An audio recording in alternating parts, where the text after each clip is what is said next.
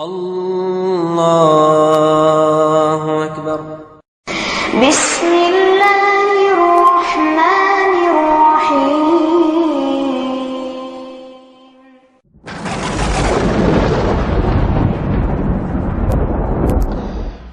نماز کے لیے جلدی آنا، اس کی فضیلت کیا ہے؟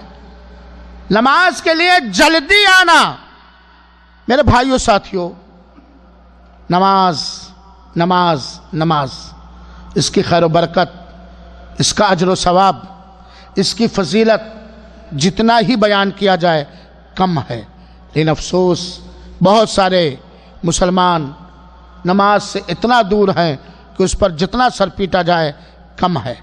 نماز سراپا خیر ہے، نماز مکمل کامیابی ہے، کامیابی کا ضامن ہے۔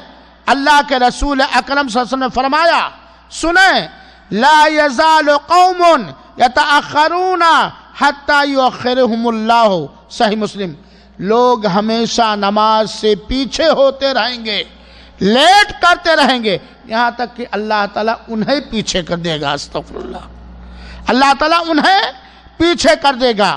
یہ نماز میں دیر آنے کی ایک وعید ہے، اور یہیں سے بات بھی ثابت ہوئی کہ نماز میں جلدی آنے میں جو آگے رہے گا اللہ تعالیٰ اسے آگے کر دے گا۔